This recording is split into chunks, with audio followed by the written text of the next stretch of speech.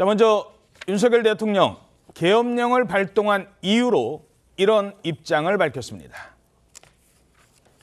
지금 야당은 비상계엄 선포가 내란죄에 해당한다며 광란의 칼춤을 추고 있습니다. 정말 그렇습니까?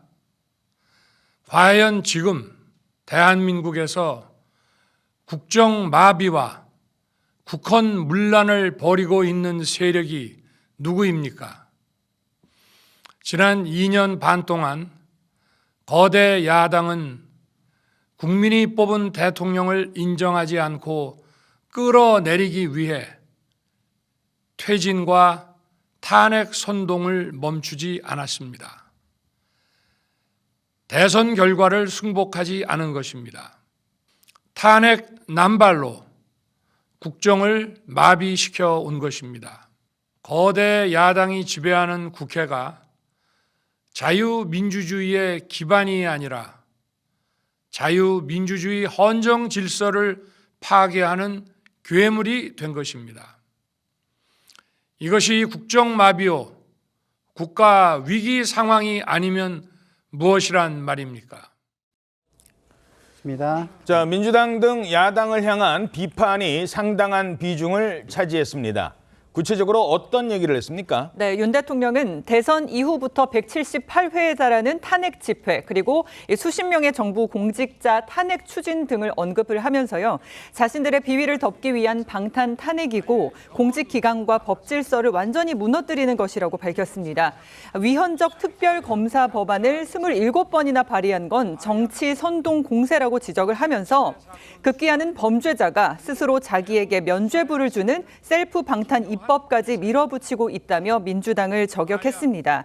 그리고 야당의 간첩죄 수정 반대, 국정원의 대공수사권 폐지와 국가보안법 폐지 시도를 언급하면서 국가 안보를 위협하는 간첩을 잡지 말라는 것 아니냐 이렇게 항변하기도 했습니다. 예. 자, 또 윤 대통령의 주장은 북한 관련 문제 예산안에 대해서도 이어졌어요. 윤 대통령은 북한의 불법적인 핵무장과 미사일 위협 도발에도 GPS 교란과 오물풍선에도 민주노총 간첩 사건에서도 거대 야당은 동조할 뿐만 아니라 북한 편을 들면서 정부를 흠집 내기만 했다고 주장했습니다. 아울러 내년도 예산안이 정부 증액 없이 총 4조 1천억 원 삭감된 야당 단독 수정안으로 국회를 통과한 것을 거론하면서 이런 사람들이야말로 나라를 망치려는 반국가 세력 아닌가라고 밝혔습니다. 자, 야당에 대한 비판을 위주로 오늘 입장을 밝혔는데 이 시점에 이런 입장을 밝힌 것 어디에 있다고 보십니까? 일단 첫 번째는 자신이 지금 왜 그렇게 했는가를 국민들에게 보다 더 호소해야 된다라는 필요성이 있었던 것 같아요. 근데 두 번째는 저는 좀 더 직접적인 이유가 있었던 것 같습니다.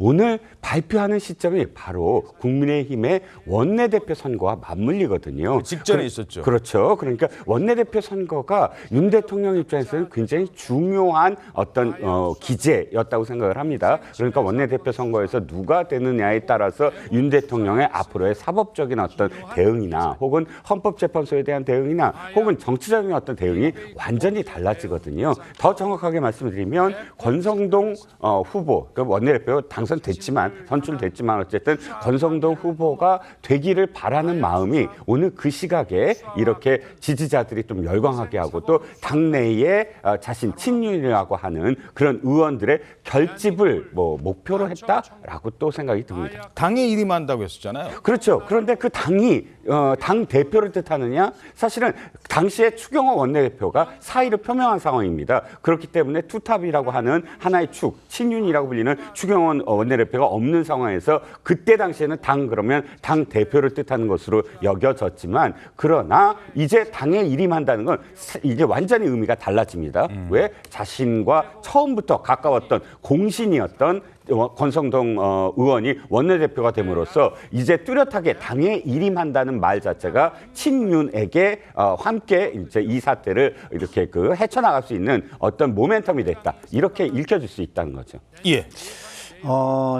충분한 소명이 동반되지 않은 자기 주장이다라는 생각이 들고요. 모든 변명은 결과론에 근거를 두고 있는 거 아닌가. 그러니까 지금 나오고 있는 증언들은 그 원인 단계, 그 다음에 절차 단계, 그 다음에 집행 단계에서 속속들이 증언들이 나오고 있는데 그거와 배치되는 결과론에 근거한 주장이 많았다는 생각이 들고요. 예.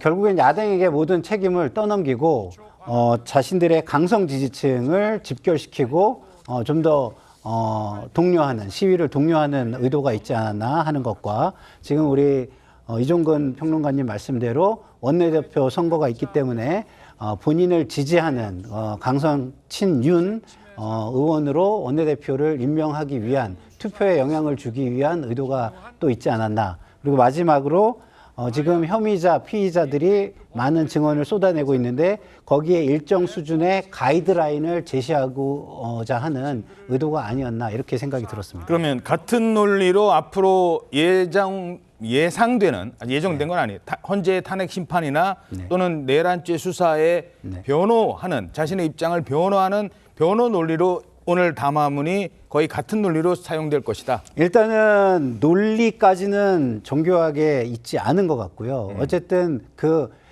주장의 지점, 그 뭐랄까요? 소재?